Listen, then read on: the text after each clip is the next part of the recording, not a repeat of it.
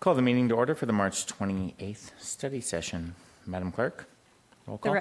The record will reflect that all members of council are present.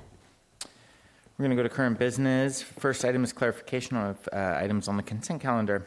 Councilmember Kleiman, do you have any clarification? None. Stapleton? None. Councilmember Grant? None. Councilmember Weigand? I do not. Councilmember Avery? I have none. Member Pro Tem? None. And I have none myself. Perfect. The first item is the presentation about the 100 years of lifeguarding in Newport Beach. Chief Boyles.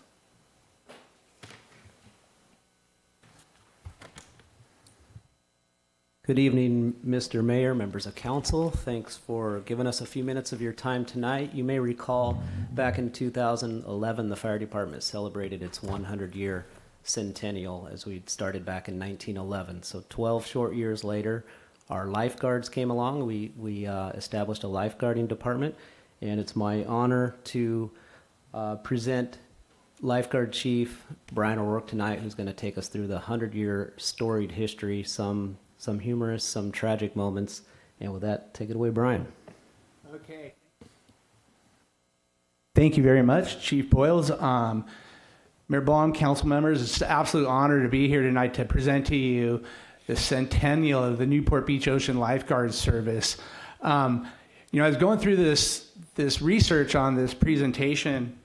A couple things that really stood out over 100 years, what's never changed in this amazing city of ours, is the beaches that are sitting on the Pacific Ocean here are the amazing men and women who have served as Newport Beach Ocean lifeguards, our city leaders, our city staff, and our amazing community that makes Newport Beach what it is, and that's absolutely the best. When I'm going through this presentation tonight, I'm going to touch on the why we have our lifeguard service, and then I'm going to skim briefly the history of the 100 years and some milestones, and then we'll talk a little bit about what we're going to do to celebrate the centennial. So right off the bat, the why.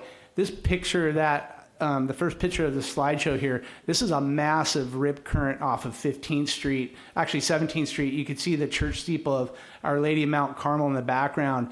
And all those black dots that you can see in there are heads of people getting swept out to sea. And when you look at that, what's going through those people's minds right now, it's several things. They're getting pulled off their feet. They're watching the shore slip away from them, getting further and further away. They're getting really tired, exhausted. Fear and panic is setting in, and the drowning process is starting to begin with them. We did another slide where you can highlight it. There's 13 heads in this rip current. This was taken from the Sea-Watch rescue boat in 1961. These are pretty common events that happen on our beaches in South Swell. And with intervention here, our lifeguards, I'm sure it turned out to be a good situation. Lifeguards were responding by land, by patrol vehicles, and then the lifeguard on the rescue boat would dive off and they would go rescue those people. Usually we would go for the group up in the right-hand corner there. Those people are going to drown pretty quickly, and our lifeguards have to fight against that current and hopefully make sure if somebody slips under, they could grab them at the last second. This book right here is called The Tide Has Changed, and I did a lot of the research on this through this book. It's a great read. It was written by a journalist in 1968, and her daughter almost drowned right in front of her in West Newport. So she had the calling to write this book. It reviews the time period from 1900 until 1968, and the title is really appropriate. The Tide Has Changed, because when you're reading the book, before 1923, there was no lifeguard service, and there was great tragedy in Newport Beach a lot. People would go out into these waters, those massive rip currents, and they would disappear out here. And I'm sure people were helpless on the beach watching what was going on, and they needed to do something. And it was this community that got together and said, hey, we need to provide a service that are going to protect these beaches to avoid these tragedies.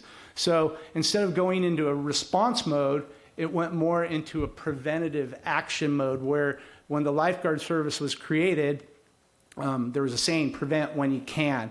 And so they went out and stopped these tragic events from happening. So in 1923, August 26, at the time it was the Board of Trustees, not the City Council, adopted Ordinance 239 to create the first lifeguard service. So here we are, as Chief Boyle said, I think you said, that we started with the fire department. So the lifeguard service was part of the fire department. Here's a great picture of engine company number 1. It was an old station on Balboa, and you can barely see in the sign, but it says fire department and life saving department too. So that's where our lifeguards started. Moving through, skimming the history here now, we'll move forward. Here's pictures of probably of the original lifeguards. And, it's cool in this pictures, besides those uniforms they're wearing, it's, is that knowledge that these people had and the skill that they had has passed down to every generation of lifeguard and through the ranks all the way into modern time here.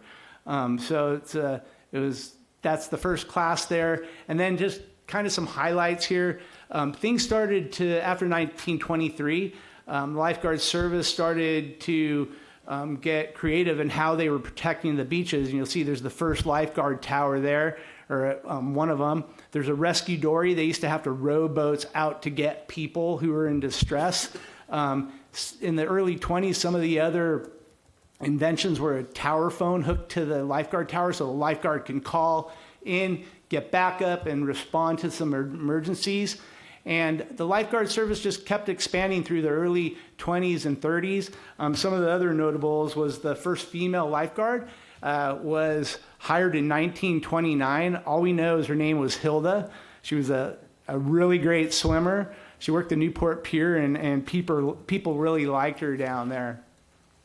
As we moved into the 40s and 50s, we once again expanded our staff. People came from all over the United States to visit Newport Beach. We expanded the service. We added more towers all up and down the coastline, and we also used patrol vehicles and eventually had two-way radios in it, which made it more efficient for lifeguards to provide service up and down the beaches and respond to calls and get backup in emergencies. In 1958, the first rescue boat was put into service, and this was a game changer for lifeguards in this community. Once again, population just exploded on our beaches.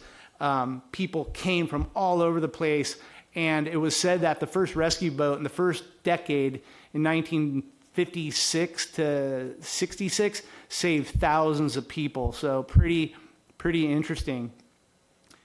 In the same time period, in the 60s, lifeguard headquarters was built, and another huge advancement for lifeguards. That building was deliberately built right in the center of our main part of the beaches at the Newport Pier, so you can observe the waters to the south from Newport Pier to Wedge, and then Wedge all the way to the Santa Ana River. And that was built for a whopping $70,000. And it's gone through some remodeling over the years, but it also had a dispatch center and just a great observation areas to watch after our beaches. And I can tell you personally that, that building has saved, once again, thousands of lives. Another interesting part from about 1958 to 1994 was that the lifeguard service became a standalone department. It was called the Marine Department for a long time, if anybody could remember that. And it included lifeguard operations and also tidelands functions. So moving forward here, I saw this picture. I thought it was great. Used to be on the rescue boats a lot too, so I'm a big fan of our rescue boat operations. But our city staff, the lifeguards who've gone through this program, amazing. A lot of people started their careers in service and gone on to public service in the military, the fire department, the police department, leaders in this business community. We've had Olympians work for us. And I thought this picture was really cool just because of the rescue boat, but the person standing on the deck ready to make that rescue, His name's Eric Peterson, United States Navy retired SEAL team commander. So he went into the SEAL team just before 9/11, and you could say that we're all really, really proud of Mr. Peterson there. But it's just an example of our lifeguards, of the service, and this job opened a lot of doors for a lot of people. Moving on. 1984, the world's famous junior lifeguard program started, and it started with 2 instructors and 50 junior lifeguards. And I thought this picture is probably taken in the 90s, but people went on to great things. And if you see the junior lifeguard, he's standing just to the left of the guy with the red visor on. Junior lifeguard went on to be a Newport Beach lifeguard, community leader, president of the Newport Beach Junior Guard Foundation, who is very responsible for the new JG building, Graham Harvey. So I thought that would be a fitting picture to put in for Graham there. Moving on, in 1995, the Newport Beach Lifeguard Operations merges back with the Newport Beach Fire Department, and we've been there since, and I thought that was a great photo. Kind of the lifeguard trucks in the center of it right there.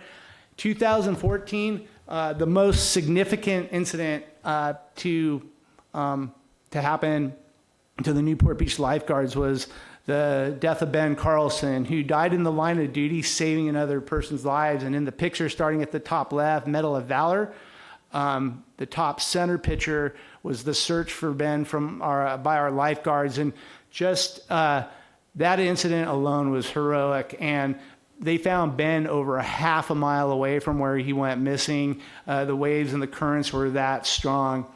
In the right corner, that's probably the last rescue Ben made from the rescue boat. It's the exact same location from that first slide off of 17th Street where we lost Ben. And when you look at that picture, you can see the beach looks like it's a mile offshore. That's how big the surf and the rip currents were. Lower left, Ben charging big waves in Puerto Escondido. He was a fearless person. In the middle, there's Ben standing next to the truck. We know that he would have been part of our permanent staff now. And then the statue of Ben, who's forever watching the water down in McFadden Square. What went beyond the incident with Ben was absolutely amazing. And this is our community. This wasn't just an incident that shocked our lifeguards, our department, but also this community. And what happened after that was just probably the most amazing thing ever, of how this community come together to support us and to keep us, moving forward. And I like to, when I look at things like this, I think about how all of us have inner strength that we could overcome absolutely anything. And with a great team, a great community, we will accomplish great things, move through hardships, and come out on the other side stronger and moving it forward. The Newport Beach Junior Lifeguard has swelled to a modern time. Last summer, this is the picture of 2022. It's grown to, last year, 1,500 kids and over 60 support staff. And when you think about the tide has changed, it's even changed more. Now we're just not preventing tragedies, but we're educating our youth here to come to these beaches, and this is their backyard, and they get to enjoy it safely and absolutely excel in it. Last slide, to finish this off, is what I like to say is the world's best lifeguard organization. And we do that by absolutely being a great team, an amazing team of great leaders who work hard, support our teammates, and I'll tell you, this group, we are ready to serve now, into the next 100 years, and into the future beyond. And just once again, I can't tell you how proud we are of their service. So that's the brief timeline on the whole thing. This summer, we are going to plan a couple events. We hope everybody in the community will get to show up to them and get involved. We're still working on them. So one thing, we're going to have an open house with a lot more historical information provided for everybody. And then we're going to do maybe a party in the park down at the new Junior Guard building. And we're working on a couple other things. So we'll keep everybody up to date. Please follow our Instagram. I know it's kind of a plug, but whatever. But Newport Beach Lifeguards will keep everybody up to date. And if you have any questions, I'd be happy to answer them. If not, no big deal, and we'll see everybody out on the beach. Thank you. Wonderful. Thank you.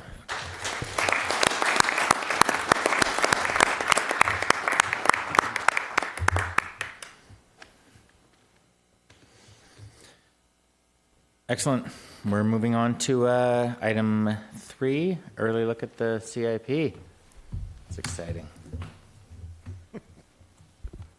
And I think, as we've done in kind of past years, we'll announce our conflicts now, and then if there's a specific discussion of an item, then have people leave the room. I think, City Clerk? I have to recuse myself regarding anything relative to Assessment District 111 due to property interest conflicts. Thank you. Do any council members have conflicts to announce? Lauren? In regards to the Shorecliff Water Main Replacement Project, I possibly have a conflict related to my personal residence. Thank you. I would like to announce regarding my interest in real property at 417 and 501 30th Street. I have a conflict of interest regarding A, Fire Station number 2, B, Assessment District 111, and Undergrounding District 22, including the alley reconstruction and the Peninsula Tide Gate Improvement Project. I also have a conflict regarding my real interest, or my real property interest in 224 Marine, regarding the Balboa Island water main replacement and drainage improvement projects. Do we have a report? Anything else? No, that's good. Thanks. I'll see you guys later. Yeah, okay. I'll be here for the next 5 minutes. I'm just kidding. Dave, please jump on into it. Yes, thank you. Good evening, Mayor and the council members. I'm going to stall just a little bit. We're looking for our presentation. It vanished. It was there earlier. But this is an exciting time every year for us as we put together the capital improvement program. As you know, this starts early. We start in our January goal session. If you recall that, we went through some key things with the council, funding levels. You gave us some general direction. From there, we usually go to all the departments and we gather information on what their needs are, what they're hearing from the community. We also have taken notes from the community over the past year and look at our master plans and start putting that together. From there, we end up going through the various commissions, and for instance, the Harbor Commission looks at their master plan on capital projects. We take the facility finance plan through the Finance Committee, and they validate that and make sure any adjustments and also validate funding. Our finance department is working hard to figure out what levels of funding we can attribute to it and match that with the needs of the projects and plans. So with that, we come together, and what we have in the early look, just for the folks new here, this is just the summary of the projects that we're looking to bring to you for the next coming year, and it's new projects and new funding to existing projects. So I had some questions. You won't see all the projects because you have the existing capital improvement plan, and all these projects that are in here will carry forward and keep going unless council gives us direction to remove them. So you won't see all those tonight. So if we just check in on how we're looking. Maybe we take a couple-minute break while we get it up. Oh, we got it here? Okay, all right. We get it up? Okay. So with that, we'll see if we get it pulled up here. Okay. Okay. Okay, so with us tonight, Deputy Director Jim Houlihan, City Engineer, and he's going to go ahead and go through the proposed projects and funding, and then we'll look for any questions you have. Okay, so, there we go. So this presentation that Leilani just brought up, there's one page that if you have a hard copy, it'll be in the hard copy. This is one iteration, but that was the only thing that really changed here. So just real quick, so going through when we go forward and we're looking at what we've discussed with council in the past and looking at allocations for the CIP, we're really focusing on the resources and putting them in the projects that'll keep our infrastructure in excellent condition, and also bringing forth new projects. So that's what we're really looking at. And then the next 3 items here are the funding, some of the funding mechanisms that we use. The general fund at $6 million, and then we call it the FMMP, which is a facilities maintenance master plan. So 2.5 there. And then new this year is the parks maintenance master plan. at $1 million. And that follows a study that we're doing right now, an assessment on our parks. We actually, I think in the next meeting or two, we'll be bringing forward the contract for award for the consultant who will be doing that assessment. So these funds would implement a lot of those improvements in our parks. How we go about selecting the projects, number one, we look at our master plans, and here's a list of them here. And then we get requests from the community council, and we sit down with every department, go through their request. They're the ones in the field, and they know what needs to be looked at and prioritized. And then we also, of course, anything that supports the goals and objectives of the city council, we're looking at that. And then requirements of the federal and state law or any legal action. That's how we get those projects set up.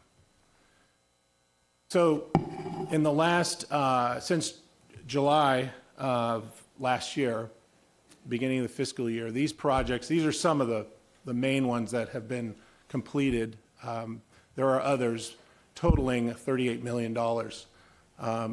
We've been moving quickly on these, and with this winter, it's been a little bit tough, and you'll see in the next slide the projects that are underway. Here we have about $44 million worth of projects underway right now. These are some of the major ones that are underway, and they're challenging when we got all this rain. So we're fitting in on Saturdays when we can. We don't typically do that with our contractors, but we know we need to keep things moving. So when there's an opportunity, we do work on Saturdays. So I know how much water we have, but you know the project I'm going to ask about. Yeah. So how are we doing on the JG facility? So the JG, they've the foundations down. They've got the walls formed. They've poured some of the walls. I haven't seen all the forms come down yet, but I would say they're at least a month behind where they thought they would be due to the rains we've had and the delays. They just can't get out there when it is like it is. So they're trying to accelerate it. We've opened up, even at the beginning of the year, we knew we need to start working on Saturdays. So that would give them an extra, about 15 days of work that they could get out there. So they've lost a few. Those aren't always available because it's raining. Sure. But we're working to bring that back into the box as quickly as we can. Nah, I get it. Yeah. Trust me. I think, and I know the JG Foundation understands it too. So if we, I haven't been down there in a little while. Is the trailer still there? Trailer's still there. Okay. Yeah, we're going to leave that there until we're open.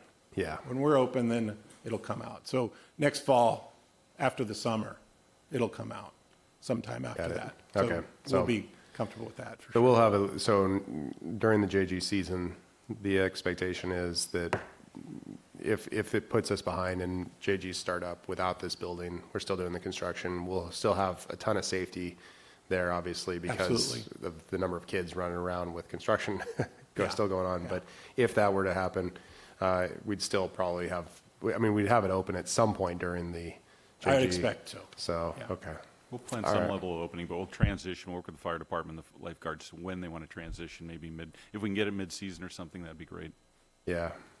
All right. Well, I recognize that this water has not been helpful for that, so I appreciate the effort and definitely still push. So appreciate Yep. that. Thanks. Yep. So the last year's CIP, we had quite a bit of surplus. We had ARDA money. We had different resources. This year, so we were at $103 million. This year, a little tighter.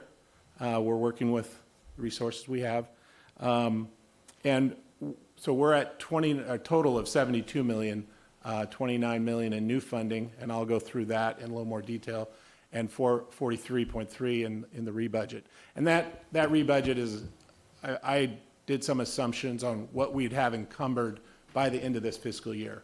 So these 6 projects here would be rebudgeted for next year. Those 6 alone represent 70% of the rebudget, so about $30 million.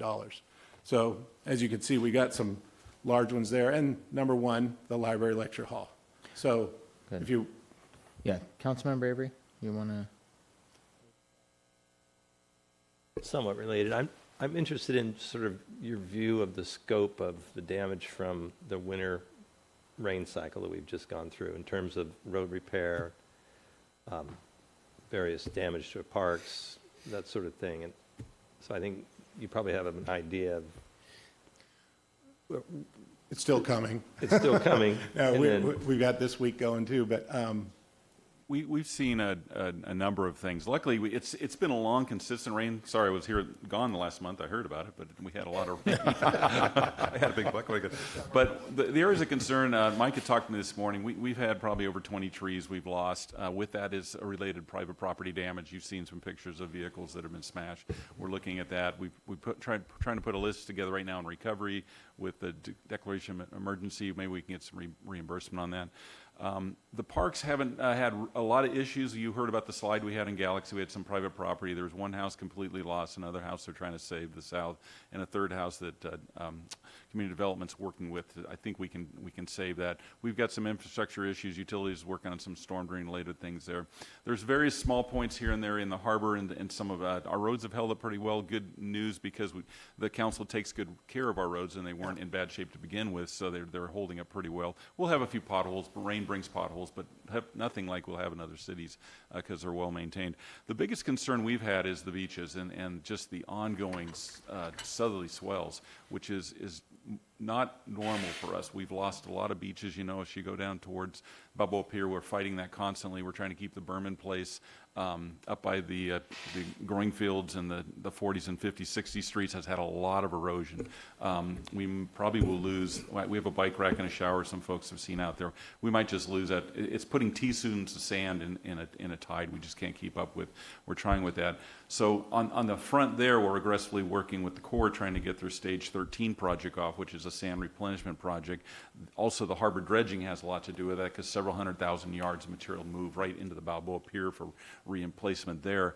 But again, with the federal government, that's taking a little time. It's probably something we'll see the effects later. But that's where my focus is on the beaches right now, trying to keep that buffer there and backfill where we can, just keep it up. We've had a lot of wind, too. If you've been down on the peninsula, I know it's your district, but more than ever, the streets are just covered with sand. And the front of the house, we've been spending weeks trying to get that off there. So a little brief summary and report there.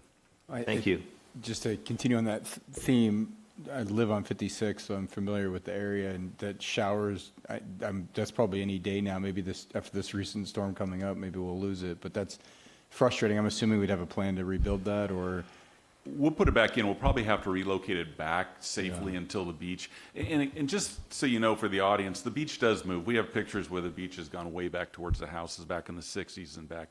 A lot of it has to do with the storm season of tides. If we get a good summer and a lot of that sand comes back, that'll help. If we start nourishing the beach again, we start getting sand down, that'll help, and maybe we can move the shower back out. But we'll put something back. Some of the dredging we're doing in the harbor, maybe sand replenishment from that. We don't have a budget right now we're going to work on federal funds, obviously, to get Yes, we're definitely working on that. The first step, again, we've already got the dredging, as you know, is programmed, and it just needs to go out to bid and get started. That'll move a lot of material right off sand and start buttressing the Balboa Pier area. The one up in Sunset Beach brings sand all the way down from Sunset Beach. It has been since the 60s, down towards the Santa Ana River in the growing field area, and we're constantly putting material in there, and that's our natural break. But we just probably need more sand. We're trying to get the federal government's attention that you've kind of been slack on this project. You haven't done it every 5 years. Like you said, you're starting to do 15, 20-year cycles, and that's not enough. We need more material there. So we'll keep on that. Oh, keep it up. Thank you. And it's the cleaning that's going on is really good. I mean, it's like we clean, and then the next day it's back, and we clean, the next day it's back. So you guys are doing a good job. Yeah. All right. So I don't think it's here. So I'm going to just real quick move forward to a page that's in your handout. Here it is. This is up further in your handout if you have a handout, and I know council has it. So this is a breakdown by fund for that $29 million. And as you can see, there are a few items here. Of course, general fund is general fund. But the other item, the FFP, FMMP, and PMMP, those three items are funded by the general fund. Other than that, the others are specialized funding. So SB1, gas tax, M2, those are county and state funds, and the water and wastewater is from the citizens' water rates, and the tidelands and ocean front encroachment's a requirement. We put so much into those. And then we are always looking for grants and contributions for different projects. And so anyway, the last one, the to be determined, we'll get to that when we get to that project. That's the water wheel specifically. And I know you had a meeting today on that. But anyway, so that's the breakdown of our $29 million in new funding. And what I'm going to go over, I think Dave mentioned, is that, the new funding. So not all the projects. There are projects that are refunded or rebudgeted that will go forward next year. But these are just the new funded projects. So I will.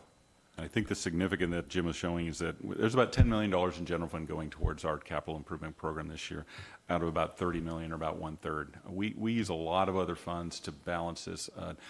There's a lot of contributions. This is a very great city for partnering with us. A lot of our buildings, like the library, lecture hall, and the junior guards, folks step up to help fund those. So just so the folks at home know that there's a lot of other funds just besides their general fund dollars going towards capital improvement program.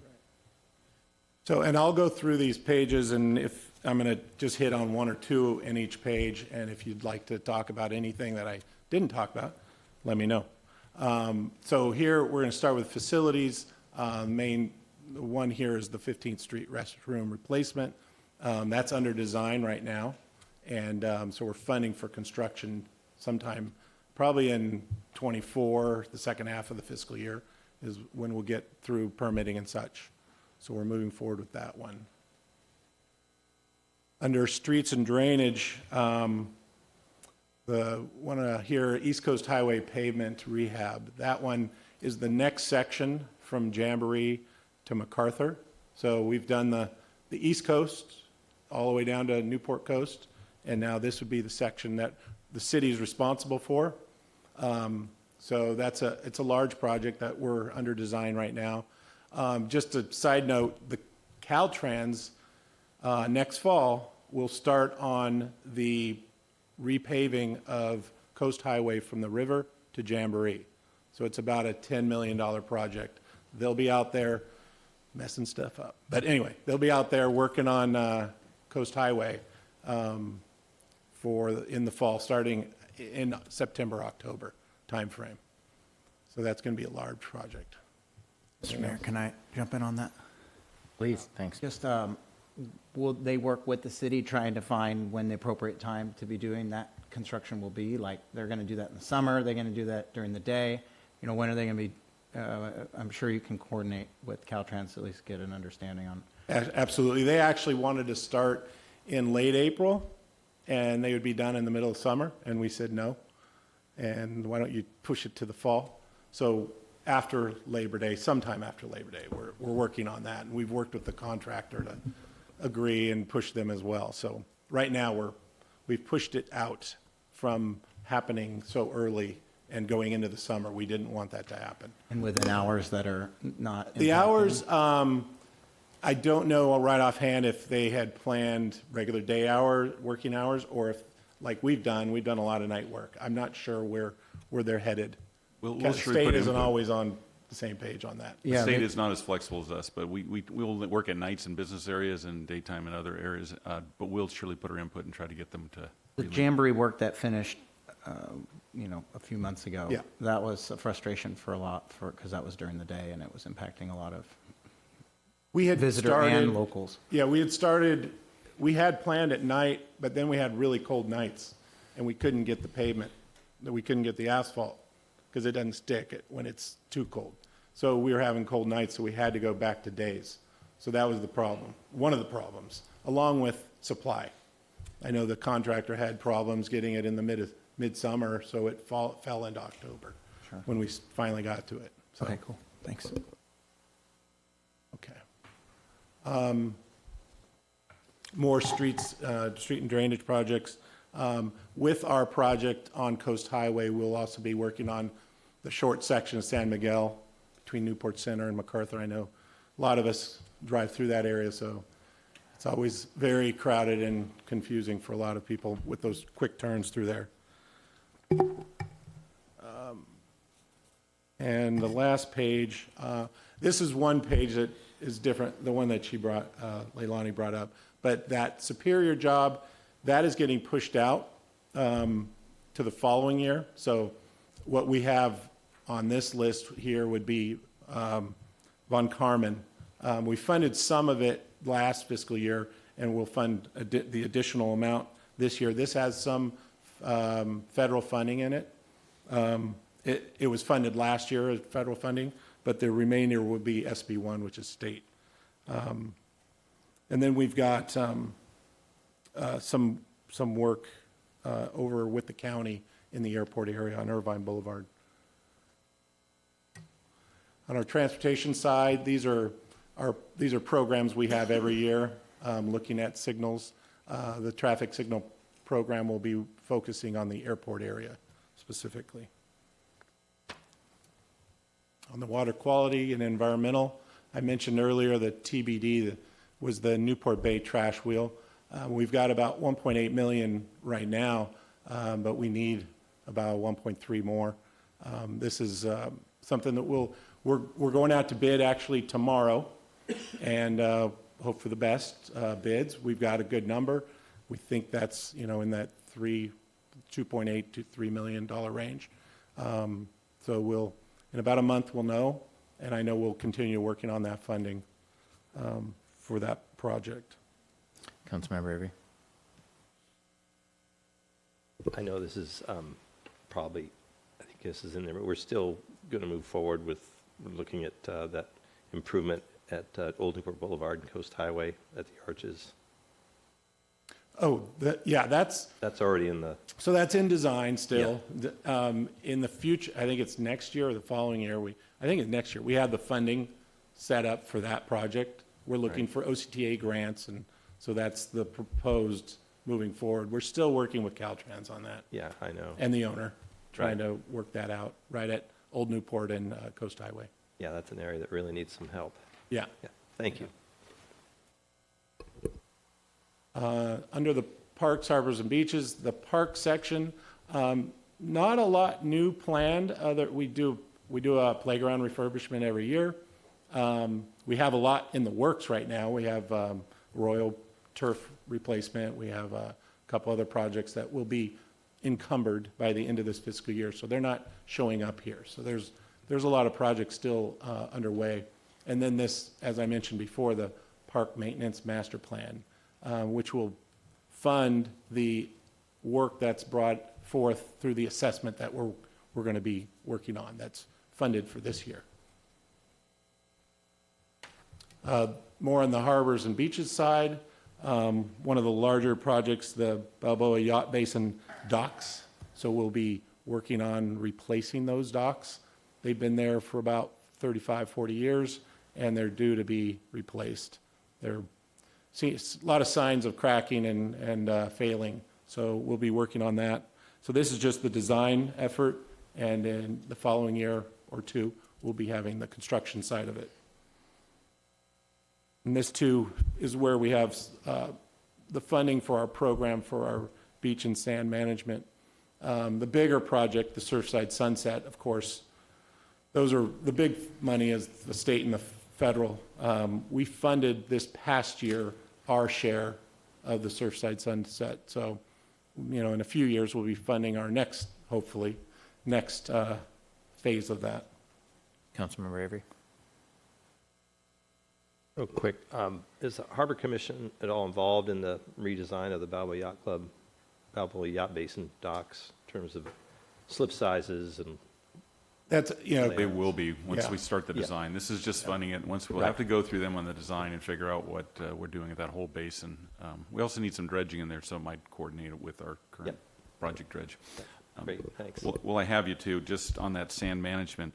I was talking to Mike, when we have a significant amount of sand work to redo our beaches for summer. There's been so much wind, so much blowing up, we're probably going to have to regrade some of our beaches. So we may have to look a little further and maybe add some to that in the future. It's been a lot of damage in the beaches this year.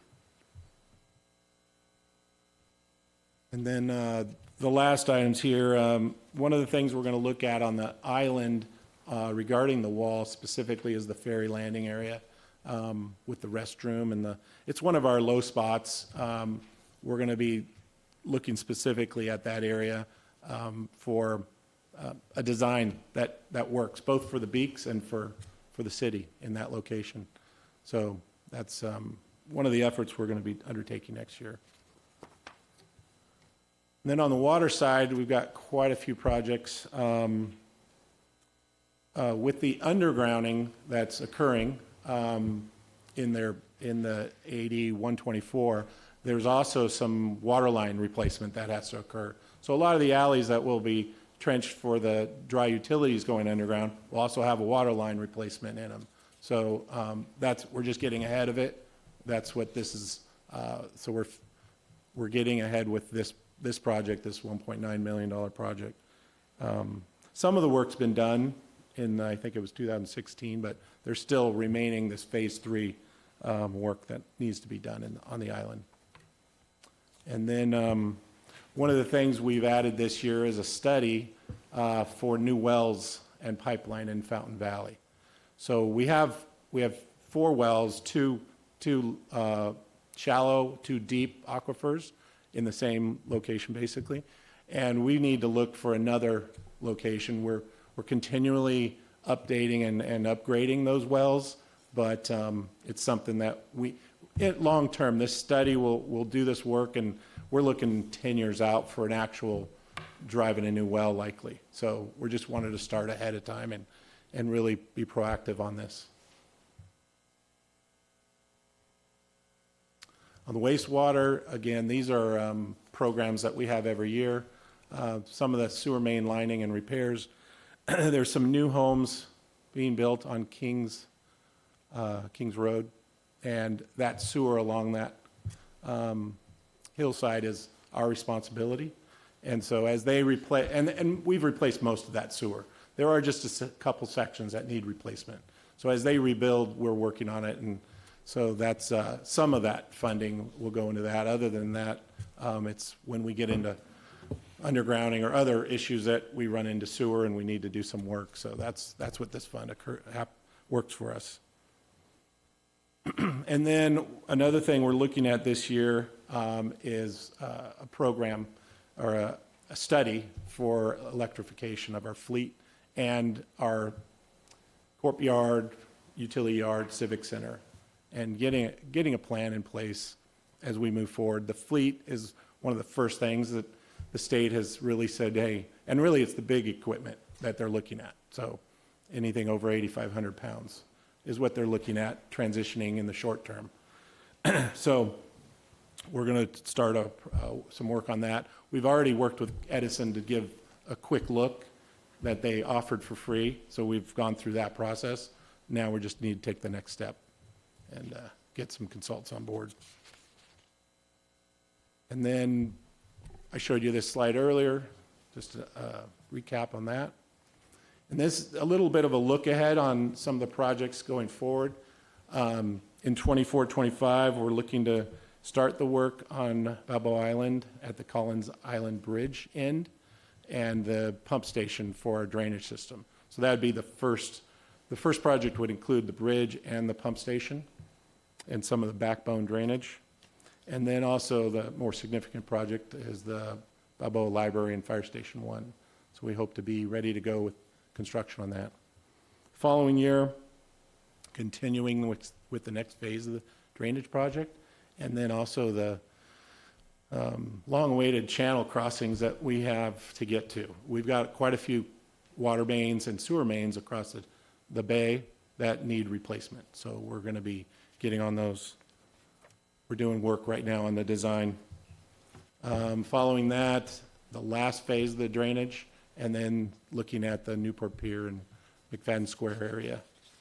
And then in 27, 28, start looking at the seawall around the island. And the west end and the Grand Canal are the first areas we focused on.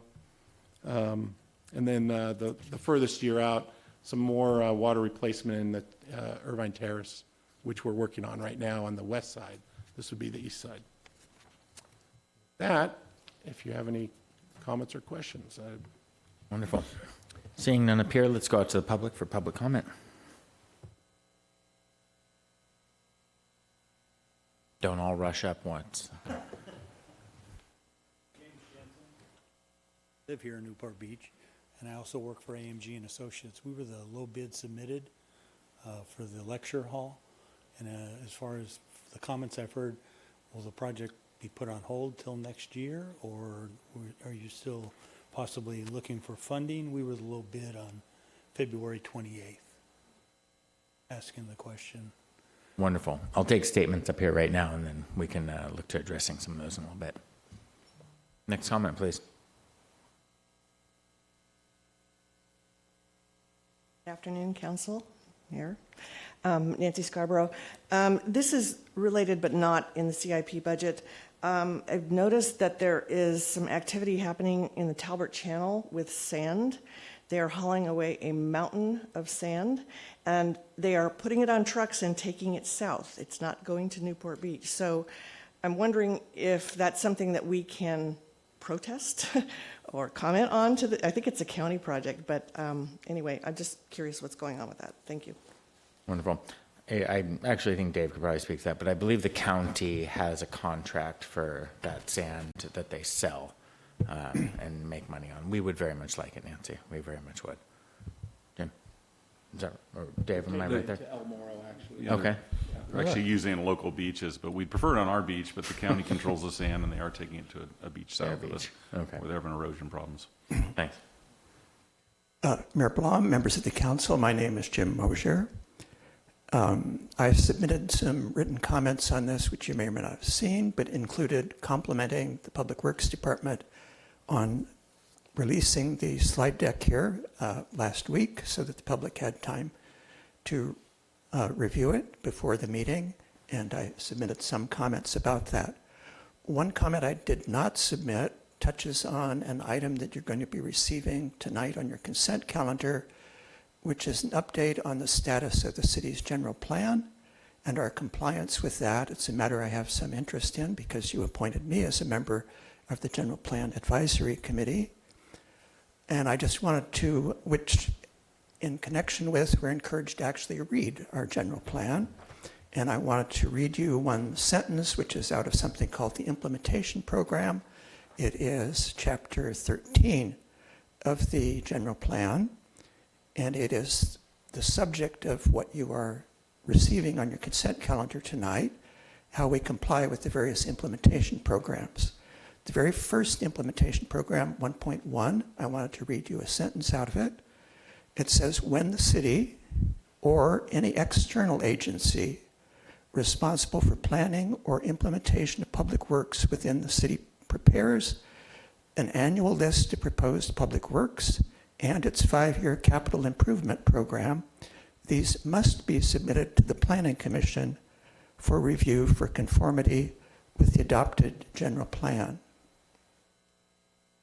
So that triggers a two-part comment question with regard to the external agencies who might be executing public works in our city. I can imagine we heard, I think, Caltrans, the schools, the sanitation district, the Irvine Ranch Water District, and others. The question is, are we being systematically told what their 1-year and their 5-year plans are and how they integrate with ours? Is the council at least being informed of that? Let alone is the Planning Commission seeing what those 5-year plans are from those external agencies? I'm pretty sure the Planning Commission is not. And so that is the second part of the question. Can we just ignore that directive in the general plan, that it should be doing that? If you read the report tonight, it says that some years ago, a requirement for that in the charter was removed by the voters, but it's still in the general plan. So should we be doing it? Thank you. Thanks, Jim. Any other comments? Chuck?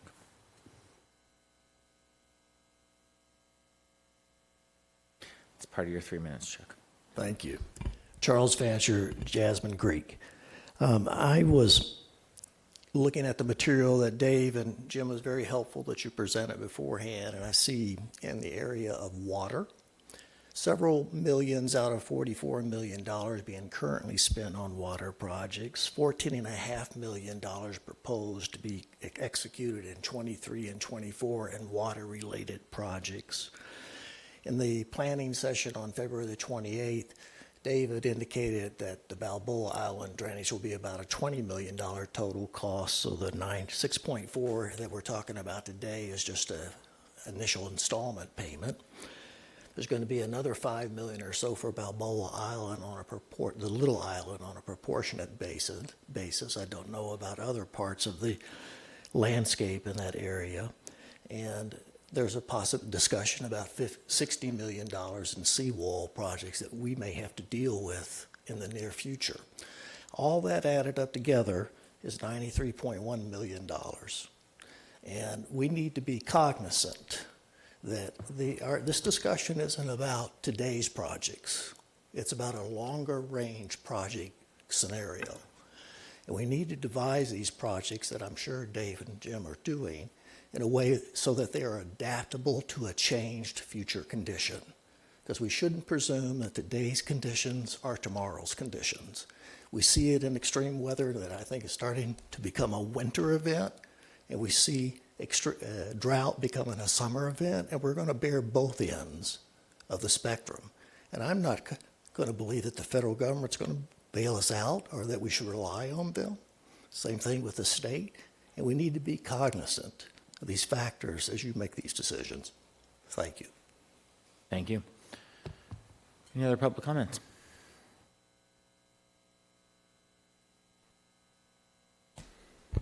Mr. Mayor, council members, my name is Corey Kramer. I'm a resident of Newport Beach and a partner at Eagle 4 Partners.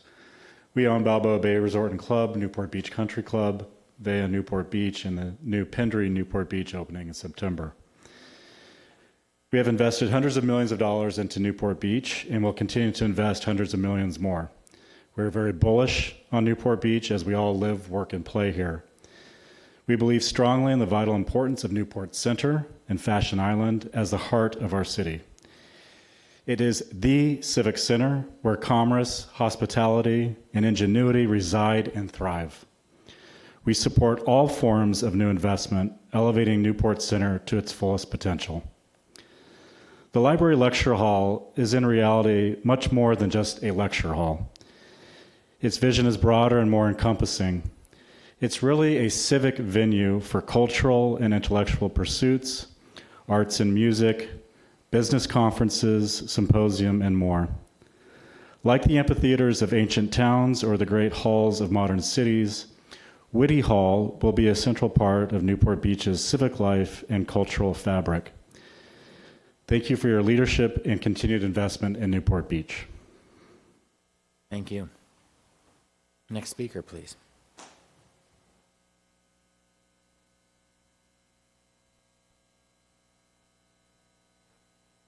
Good afternoon, Mr. Mayor, members of the council. My name is Larry Tucker, and should come as no surprise, I'm here to speak in favor of the lecture hall, or Whitty Hall as we call it now, which is, my wife has pointed out to me many times, it really is a lot more than a lecture hall. It really is a civic auditorium. And the issue is of course, the bids came in high. And so we have to decide, well, what are we going to do? So we've got an opportunity for a world-class cultural and civic asset in the heart of Newport Center at half off.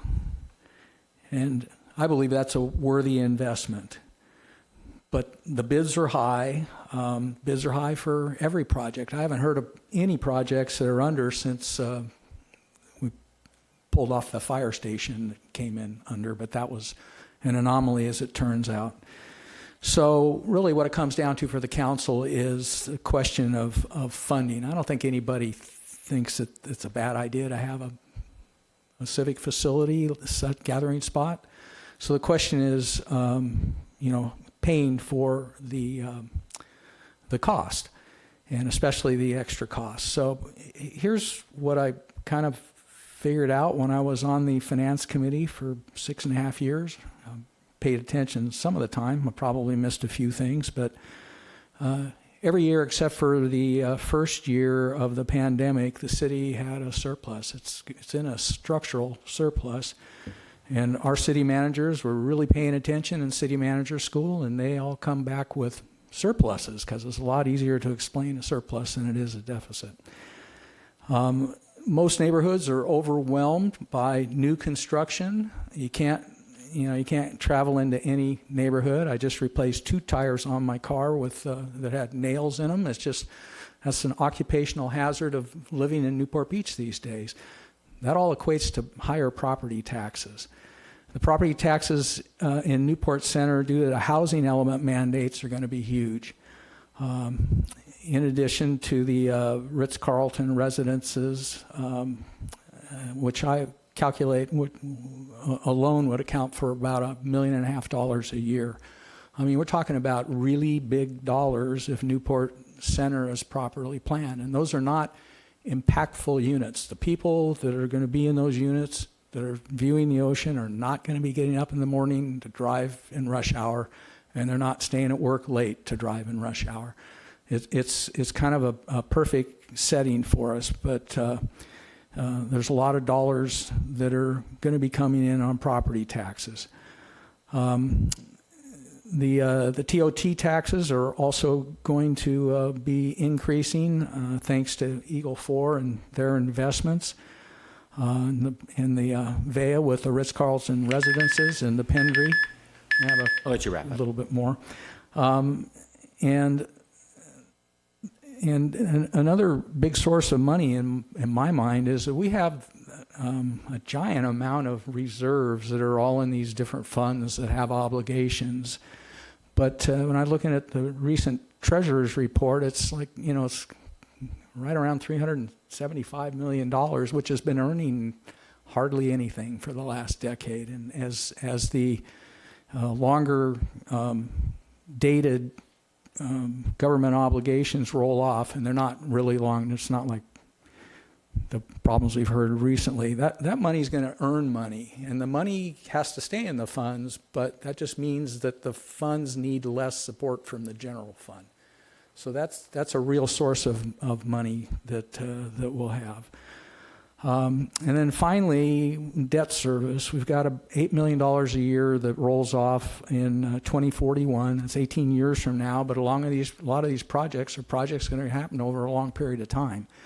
And we have less debt service on the Peninsula Fire Station, which I think was a 10-year loan. I think Mayor Pro Tem would probably know the exact numbers on that.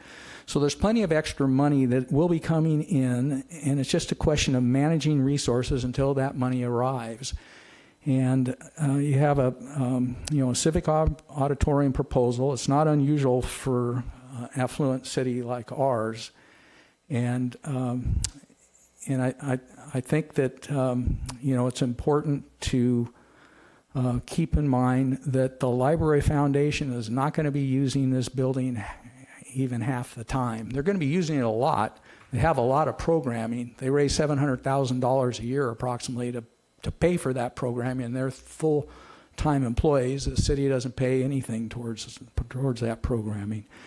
But with half of that money coming from someplace else for a city civic facility, that's going to benefit primarily your constituents. In my book and in my business, that's what we call a windfall. I mean, it's a great deal for the city. Is it a cheap facility? Nope, it's not. It's a lot of money to the city? Absolutely it is. But how often are you going to have an opportunity to get something where somebody pays so much for something that's going to be of benefit to the city as well?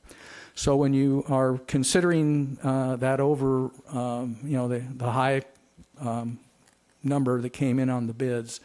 Hopefully you'll keep in mind that it really, cities are forever, and this is a forever type of project that you just have to look at. Your terms are, 8 years maximum, but the city is forever. This is something we're going to be looking at, something for very long term, and this is a great asset. Thank you. Thank you very much. Thank you for the extra time. A pleasure. Any other public comments on this study session item? Wonderful. Oh, wonderful, Jill.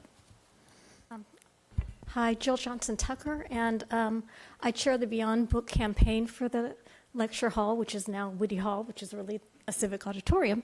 And I also chaired the design committee. And I, like everyone else, was really surprised when the numbers came in so high. I was on vacation with my daughter and kind of feel like I needed a vacation from my vacation, as the saying goes, because that was a really tough few days. And it's been a few tough weeks also trying to figure out, is there a way forward? What do we do? I've had numerous conversations with the architect. I've inquired about the estimator and what went wrong. Did something go wrong? And it comes down to they believe it's mostly the labor costs. No longer the big issue is the supply chains, but the labor costs, and they're not seeing that that's going to change much. So pondering what to do, how to move it forward, I wrote down a few thoughts. One thing that I'm hearing is that waiting for a few years is no guarantee. There's little confidence that prices will come down with labor costs being a factor. According to the estimator and the architect, there are not that many contractors that would take part in a public project and that are also qualified. So there's not a whole lot of confidence that the price is going to come down. The other thing that you may not know is in the year that this has been on the plates to move it forward, the foundation has raised $8 million. We were supposed to raise 6.5. We heard that the prices might come in higher, so we kept pushing. We're at $8 million right now. 7 of that will be immediately available when the contract's signed. Another $1 million of that is in pledges. So because the foundation can immediately fund $7 million into the contract, and the payments to the contractor will be spread out over the course of the construction. It could be that the city doesn't need to find the money immediately. You can push yours back a little bit further because we can take it on from the beginning. I'd also think that finding the rest, if we were to propose, and this is something the foundation still needs to vote on, but if their proposal were to be still the 50% that's under the MOU, I think that seeing a building go up will enable the foundation to readily raise the remainder of our 50%. Hard hat tours are always a big hit. Seeing that it's really happening, I think will make a difference to donors that are waiting because they've heard that maybe the city is kind of wishy-washy on it, and I hope that's not true.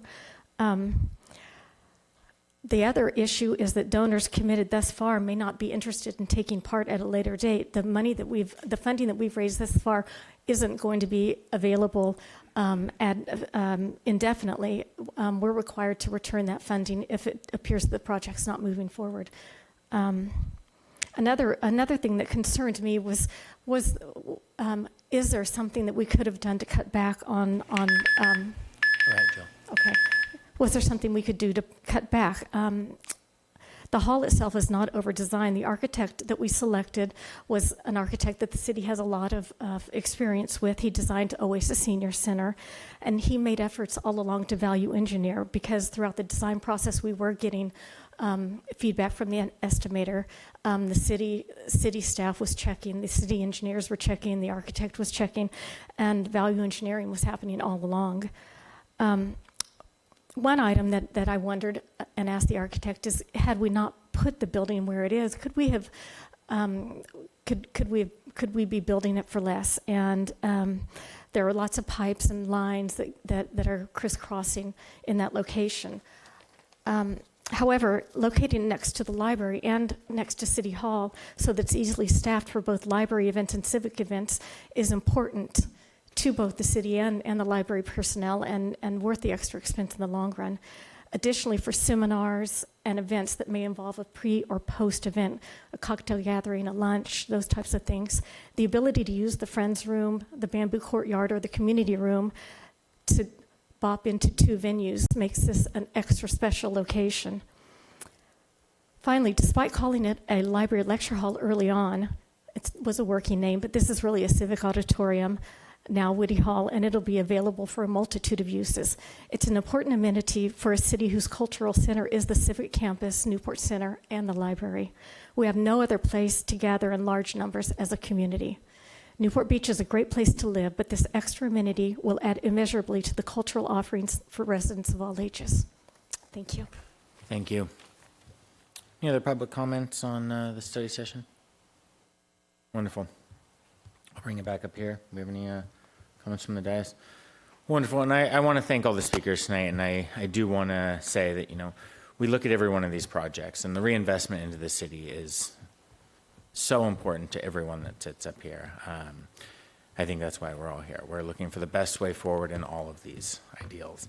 And I think we've done a great job, and we're looking to support the people that came before us and the people that come after us to keep building, because that's what makes a great city. So thank you very much. Public Works, thank you so much for an awesome presentation, and always. All right, we're going to move out to public comments on agenda and non-agenda items at this time.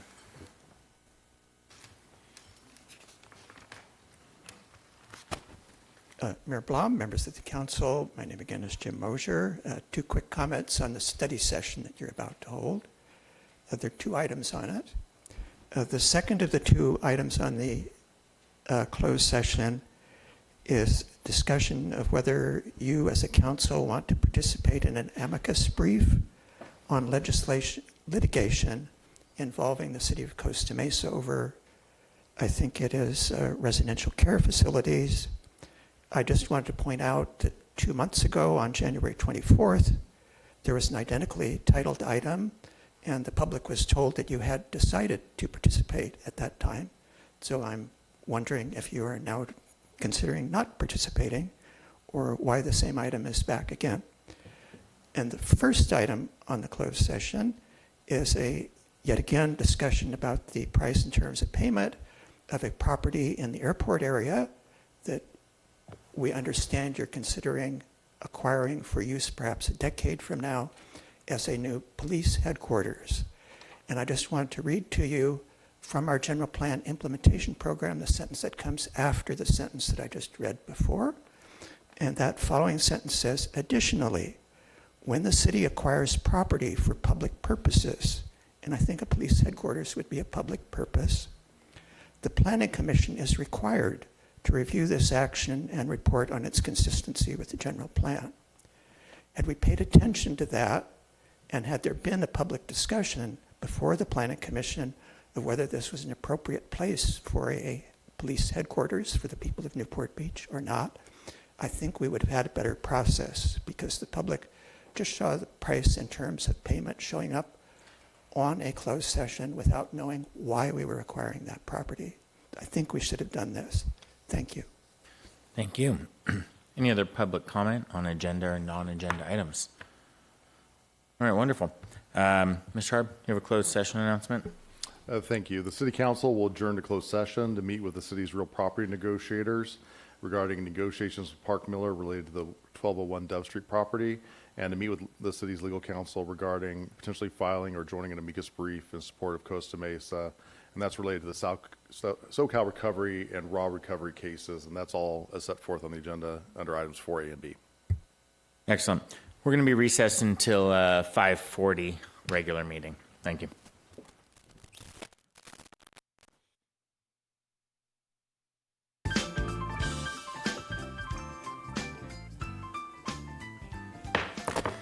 I call the meeting to order for the March 28th regular City Council meeting. The record will reflect that all members of council are present. Wonderful. Mr. Harp, do you have a closed session report?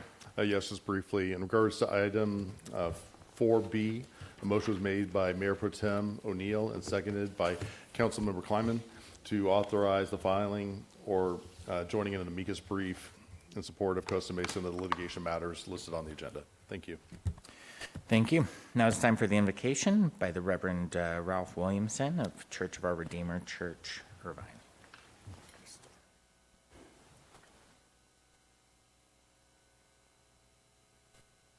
Greetings, Mayor Blum and the City Council member. Just for the record, Christ Our Redeemer, AME Church. Amen. Let us pray.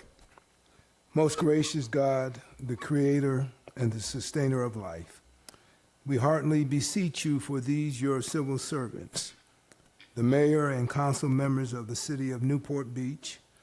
May they always incline to your will. Guide them in their endeavor to manage city affairs. And may they be dedicated to the advancement of all whom they serve. Please give them a vision for this city as they plan for the future, where none shall prey on others, a city where people are safely protected and violence and hatred will not prevail. May this become a model city of brotherhood where all success shall be founded on service, honor, and respect. And may each council member who has pledged their time to govern your people serve you well, and that all decisions will be decent and in order.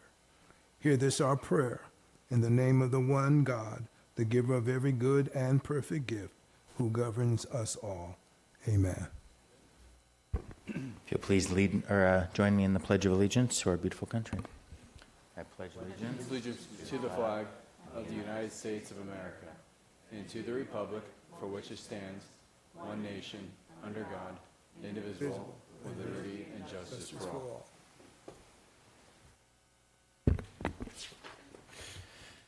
Madam Clerk, notice to the public. The City Council of Newport Beach welcomes and encourages community participation. Public comments are generally limited to 3 minutes per person to allow everyone to speak. Written comments are encouraged as well. The City Council has a discretion to extend or shorten the time limit on agenda or non-agenda items.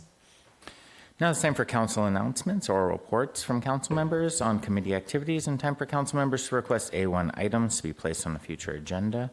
Councilmember Kleinman. Thank you, Mayor. As the District 15 representative for OCCOG, I attended their General Assembly at the Nixon Library. I also attended a lunch and learn and tour of our new county office hosted by Supervisor Foley. I had very productive meetings with several of our commercial airline stakeholders and FBOs at John Wayne Airport. Met with Supervisors Wagner and Foley to talk about our partnership. That's it for me. Thank you. Councilmember Shipkin. Just want to congratulate our mayor on his new addition, Baby Sterling. I also want to commend fellow council members for the letter that we've wrote to the California Air Resources Board. For those of you who are unaware, there is a Governor Newsom's executive order which aims to reduce harmful emissions by requiring all in-state sales of new passenger cars and vehicles to be clean air, zero emission vehicles. This is now going to apply potentially to short run ferries, such as the Balboa Island Ferry. So the City Council, Mayor Blum, we have drafted a letter and submitted it to Assemblywoman Diane Dixon. We get 1.6 million passengers a year on the passenger ferry, so that's something none of us want to see go away. Mr. Beek has received rough estimates, the owner of the ferry, to make an electric ferry boat, ranging from near $1.5 to $5 million to custom build a zero emission vehicle. So not necessarily feasible. So the city is strongly recommending that granting an exception to the requirement for the Balboa Island Ferry, and something I'll continue to support. So hopefully that continues to get underway with the rest of the Newport Beach as well behind it. Distinguished Citizen Program to the Newport Beach Foundation, our apps are due this Friday. So if you were looking to be in the foundation program in May, I would strongly recommend you go on the website and do that now. And I just want to end with attending the Celebration of Life for David Grant, a legend in the city and a loss for our community without a doubt. My heart goes out to you and your family, Robin, and I just want to say I was proud to see all of our members up here there in attendance to show our support and love for you and your family. I just hope I have anywhere near that kind of impact when I leave this earth, because it was humbling to see, and a true legend, and just honored to know you and your family. Thank you. Councilmember Grant. Nothing today. Councilmember Wygant. Nothing either. Councilmember Avery. Just real briefly, I met with Seymour Beek and his chief engineer at the ferry a few months ago, and I brought with me someone who's very experienced with converting various vehicles and boats to electric, and we had kind of a discussion. The ferry was put on display for us, and the engine area was opened up, and he looked in there, and he thought it could take like 3 trays of Tesla batteries. So a tray would be what normally is under the passenger compartment of a Tesla. And because there's not a lot of space in there, but they would fit, and they would have to move and back and forth because the Coast Guard would need to inspect the bottom of the boat, so they couldn't be permanently fixed. So it's really a big deal to try and change this over. But the biggest deal was the ferry absolutely has to be reliable all the time. It has to run, especially in the summer with 3 boats. It takes only 3 or 4 minutes to get across the channel, and then it's docked for only 3 or 4 minutes while it loads. It's only, as most of you know, it's only 800, 900 feet across, and maybe a little slower in the summer with all the traffic. But so I said, the ferry needs to be absolutely reliable day in and day out. Can't be held up for charging, can't be held up for sensitive, the controllers that go into these kinds of, there's some vessels in the harbor now that are powered by electric, and they have problems with their controllers. It's not infrequent. And this expert just pointed to the diesel engine and said, that is the most reliable power you could have, is an old heavy displacement diesel engine. I'm not defending the fact that it creates some pollution, but the ferry only uses about a half a gallon an hour of diesel fuel, so it's a very low emitter. So it's a tough problem, and Councilmember Stapleton, took the lead on writing the letter to CARB, and it's great, and I'm completely convinced we'll find some resolution to this. And the engine on the ferry is a Tier 2 engine, and they could go to Tier 3, so that would get even cleaner. But it's a big deal, and I'm glad all of us on council, we just need more residents to be aware of this, and residents to write letters about how important this institution is to our city, and we have to find a solution. And we certainly can't be stopping this, because it's just something that we can't imagine being without. I had my first in-person meeting with the Orange County Sanitation District at the board meeting after almost 3 years. So this is 2 or 3 meetings a month virtually, and now I finally got to see in person our more than 24 board members, each of them representing a city in Orange County, or a special water district.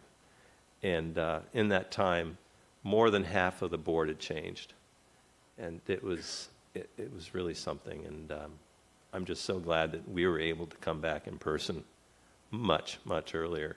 So thank you. Mayor Pro Tem. I was able to go in and speak to the Newport Harbor High School PTA about things going on inside the city, and also public safety in particular. This weekend, the mayor and I and NMUSD trustee Lisa Pearson were judges for the Corona Del Mar High School car show. Really well attended. They do a great job right now over at their ASB. The OCOG meeting that Councilmember Kleiman mentioned, I was a panelist on a regional transportation discussion in my capacity as chair for the TCA. Police appreciation breakfast, man, great job. Great job to everyone who volunteered and put that on, because the mayor had literally just had a baby within 24 hours of that. I filled in and got to stand up there for a while. And then we also had the Hogue Classic. Kudos to everyone who, for some reason, it attracts rain every year. So it did that again this year. Councilmember Wygant and I were at the Newport Beach Youth Track Meet, one of my favorites of the year. I've really got to get my kids to actually compete. You did. First place? Really? Yeah, congratulations. There were only 2 people running. It's better than second. So then last but not least, on Saturday, we have the Mayor's Egg Roll coming up. It's one of my favorites. So anyway, Saturday, Mayor's Egg Roll. See ya. I don't have anything to add on that side, but we did do a proclamation for the International Day of Nowruz this past March 13th, and they had asked that we read it up here. So I'm just going to go ahead and read it really quickly, what that proclamation was, and then we'll move right on. Nowruz, meaning new day, marks the beginning of spring, and the Persian New Year has been observed for millennia on the vernal equinox. It embodies hope, and the tradition of each individual's thinking, speaking, and conduct should always be victorious, and the ideal of compassion of our fellow human beings, regardless of ethnicity and religion. Nowruz is shared by people of varied cultures throughout the world, transcending both borders and faiths. In 2009, the United Nations Educational, Scientific, and Cultural Organization included Nowruz in its representative list of the intangible cultural heritage of humanity. Iranian Americans celebrating Nowruz continue to make contributions in all sectors of American public life, such as business, nonprofits, medicine, engineering, and government. And we're happy to always support everyone within these cities, and I'm happy to always read these proclamations, and we're sorry we missed this one on the dais last time. All right, perfect. Can we, Madam Clerk, read the notice regarding public comments on consent, please? This is the time in which council members may pull items from the consent calendar for discussion. Those are items 1 through 9. Public comments are also invited on consent calendar items. Speakers must limit comments to 3 minutes. Before speaking, please state your name for the record. If any item is removed from the consent calendar by a council member, members of the public are invited to speak on each of the items for up to 3 minutes per item. All matters listed under consent calendar are considered to be routine and will all be enacted by one motion in the form listed below. Council members have received detailed staff reports on each of the items recommending action. There will be no separate discussion of these items prior to the time the City Council votes on the motion unless members of the City Council request specific items to be discussed and are removed from the consent calendar for separate action. Councilmember Kleiman, do you have any items to pull or conflicts to announce? I do not. Councilmember Stapleton? Councilmember Grant? None. Councilmember Wygant? I do not. Councilmember Avery? None. Mayor Pro Tem? I'm going to pull item 3. And I have none. All right. I'll move the balance of this consent calendar with modifications to item number 1, which are the minutes, and item number 3 pulled by me. Wonderful. We have a motion. Do we have a second? A second. Seeing a second by Councilmember Avery. Wonderful. Let's go out to public comments on consent calendar. Any public comments at all on consent calendar items? Oh, wow. Okay. Well, looks like there were no comments. We have anything up here? No? Let's have a vote as we had item 3 pulled.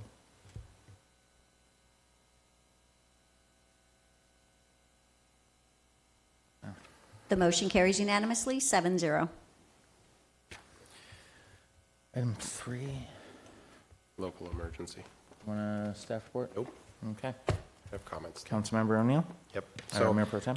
Yeah, so I pulled it because I've been very keyed in on what the standards are for a state of emergency in California for the last few years. And in particular, I do think, and I've been very vocal on this, I do think that the state abused the state of emergency repeatedly by not being able to continue to make the findings required to do so. And it's not just the state that did that. There have been plenty of cities and counties that did the same. And so because we need to be focused in on that, I just want to focus us in on the law. But even before I get there, I want to also point out when agencies declare states of emergency, they need to actually act like they're in states of emergency. Newport Beach was one of the first ones to actually lift our state of emergency in June of 2021. And one of the reasons we did that was because we were about to have 4th of July parades in Newport Beach on July of 2021, and it didn't make any sense at all that we would be having mass gatherings but still remain in a COVID state of emergency. A number of cities actually followed and made the same findings. A number of cities didn't and still held their mass gatherings and concerts and other things during states of emergency. And so it is important that if you're going to actually make the findings to have that, it's really important to actually act like you're in a state of emergency. So at that time, and I remember it because I remember the public comments on this and some of the emails coming in, the main argument against lifting the state of emergency wasn't even that we were still in a state of emergency. It was just that we might lose revenue from state or federal sources. But that really was never part of the legal justification. It was simply a potential effect of not remaining in a state of emergency. And one, frankly, we never even, I don't think ever was financially implicated, but even if it was, as the findings were made up on the dais, it didn't matter. You can't seek money by making legal findings that you just can't make. And so what are those legal findings? So our municipal code, which is modeled on Government Code 855-8, requires 2 findings. I can't make either, which is why I pulled it and I wanted to talk about it. The first finding is that there exists, and this is the quote, extreme peril here in Newport Beach. The second finding is that the conditions creating the extreme peril are or are likely to be beyond the control of the services, personnel, equipment, and facilities of the city, and the control of which requires the combined forces of this city with other political subdivisions. There's no question that the storms that we've been dealing with have been, at minimum, annoying, at maximum, have caused damage. Sometimes in particular properties, substantial damage. There's no question about that. But in terms of whether we can make a finding of extreme peril, I really can't make that finding. And even if we could conclude that it's extreme peril, the question that I've got to ask is, can we really say that our 700 plus employees can't handle what we're facing? Our Public Works Department, our Harbor Department, our municipal operations, our police, our fire, our lifeguards, they can't handle the storms that we've had or the storms that are coming. Of course, we can't make that finding. So we've handled what has come our way. We'll handle what's coming. And if for some reason we really can't, then we would expect our city manager to make the declaration of a state of emergency and then follow that up with a meeting just like we did during COVID. So, I mean, look, if I were on the council for Big Bear, of course I'd make these findings. If I were on council for some of the other areas that you literally saw in the Central Valley, entire parts of the city were underwater. Yes, I could make that finding. I can't make that finding for Newport. And look, I also don't think that if we walked out of this meeting having declared a state of emergency, we would be looking around thinking that we're in extreme peril. We certainly wouldn't be acting like it. And so it's important that we have this, that we're taking it very seriously. And I mean very seriously when you're trying to declare a state of emergency. So I can't support the declaration of a state of emergency because I don't think I can make either findings, but I definitely don't think we can make the finding that our city is incapable of handling what has come and what will come. Thanks. Councilmember Stapleton.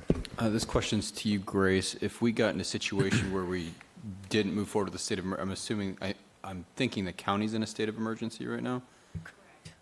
And that was partly, a major reason why we brought this forward, because the county also asked the cities within the county to do a declaration. So would we still be able to get funding for beach cleanups and things like that if? So we won't be able to do a direct request for the reimbursement, but we would do it through the county. Through the county we could, because they are in a state of emergency? Yes, absolutely. Okay. Thank you. Any other comments from the dais on this one? Okay, let's go out to public comment on it. Seeing none, we'll bring it back up here. I'll make a motion. Oh, I'm sorry. Councilmember Avery. I thought Mr. O'Neill did a pretty good job with that. It's not right to obviously declare a state of emergency. It just weakens our whole governance structure when we kind of lose sight of what is a legitimate emergency and what isn't, and where resources should go. So it's something we shouldn't be supporting. Thank you. Wonderful. So, with full, and I mean this in real full respect to staff for bringing this forward, I am going to move to reject staff's recommendation. I'll second. We have a second. Let's vote. I'll make a substitute motion to actually support the measure. We have a and second. Continue through with what staff had prepared. I think funding is of essence for us. Timing's of essence, and we're not going to be in a state of emergency forever on this one. It's not like COVID. This is just related to the actual storms that occurred, and we're asking for the ability to do this so that we can go directly to, if there's FEMA dollars, state dollars, any other resources. It allows us to specifically do that, not rely on the county to do so. And we would partner with the county, I know, but allowing us to have that option and flexibility is much better. Again, this isn't going to be permanent, so I'd do a substitute motion that we carry on with the item and approve it. Do I have a second on that substitute motion? I'll second it. So let's vote on the first motion then, and, Yeah, vote on the substitute motion first. okay, let's vote on the substitute motion first.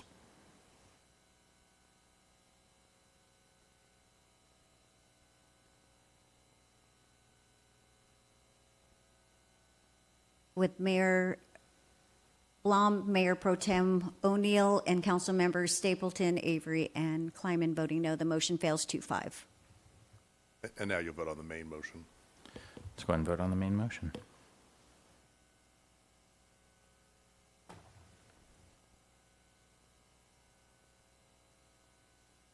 With council members Grant and Weigand voting no, the motion carries 5-2. Wonderful. Let's move on to public comments on non-agenda items.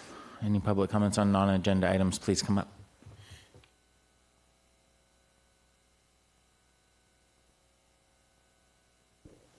Hi, my name is Jamshed Dastur. Mayor Blom, council members. I'm referring to AD 124, the proposed undergrounding project on Balboa Island. At the March 14 City Council meeting, I made a request to the City Council to postpone the final date for making payments, making payoff amounts, along with cogent reasons for that request. I've heard secondhand reports that the city has summarily denied that request, but no official response nor the rationale for the denial has been received by me. On an additional note, I'm attaching herewith a letter dated March 10th, addressed to the city's Director of Finance, requesting answers to some very serious questions relating to payoff amounts and total assessments. I requested the financial director's response a week before the March 31st deadline. To date, I have not received a response, verbal or written. Why, I don't know. I never get any responses.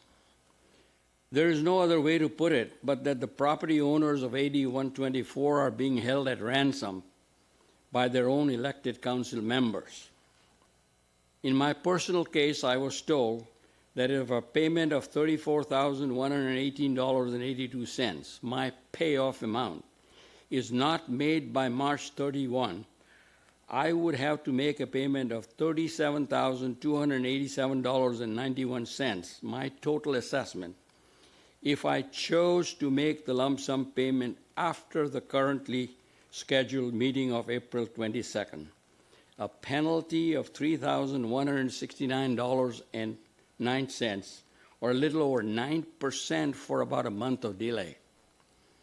So let me appeal to you one more time. Let me appeal to your sense of decency and fair play, to play by the rules and not the expediency of ramming a project through with devious schemes. Please extend the payoff date till after the city's scheduled meeting on April 22nd. Thank you. Thank you. Any other public comments on non-agenda items? Mayor Blom, members of the council, my name is Jim Mosier. In the announcement that you, the council members, make earlier in the meeting, you often bring to the public's attention certain city meetings that are happening that you want the city residents to participate in. One operation that's currently going on in the city that none of you are directly involved in is the general plan update. So I wanted to bring to the public's attention the fact that there are a series of meetings coming up that the residents of Newport Beach are very much encouraged to engage in, informing the General Plan Advisory Committee, which I am a member of what they want to see in a new or revised general plan. For your information, I think you heard in a report at your last council meeting that the General Plan Advisory Committee has divided itself up into a number of subcommittees, each looking at a particular element of the general plan. So the announcement I wanted to make is that this Thursday, 2 days from today, at 4 o'clock in the afternoon, the subcommittee dealing with the safety element will be holding their first meeting to review that element. People who are interested in that can look at the city's online calendar to find the details of Thursday's meeting. I do not know about the other subcommittees, but I understand that their meetings will be announced on the city calendar as they come up. So some of those may be before your next meeting. And for those wondering what a safety element is, I understand a number of people, when they hear the word safety, they think of the police department and the fire department, and they may incorrectly think this element has something to do with law enforcement. The safety element is actually the city's plan or blueprint for recovering from natural disasters primarily. And so it does involve the police and the fire department, but it's not a law enforcement element as far as I understand it. Anyway, that meeting will be coming up this week. Other meetings will be coming up later. And those who want to be involved in that, that is their chance to inform the committee of their view of what we should be doing on those elements. And the public input is very important, and it has not been very actively sought in the past. So those opportunities are coming up. People should look at the online calendar to see the details. Thank you. Thanks very much, Jim. Any other public comments on non-agenda items? Wonderful. Madam Clerk, will you please read the announcement for motions for reconsideration? A motion to reconsider the vote on any action taken by the City Council at either this meeting or the previous meeting may be made only by one of the council members who voted with the prevailing side. Are there any motions for reconsideration? Seeing none. Tonight we adjourn in the memory of David Grant, husband to our friend, council colleague Robin Grant, who passed away on March 15th. David will be remembered as a passionate and successful attorney and sports enthusiast, but most of all, as a loving husband, father, grandfather, brother, uncle, mentor, and friend. He will be greatly missed. We are adjourned.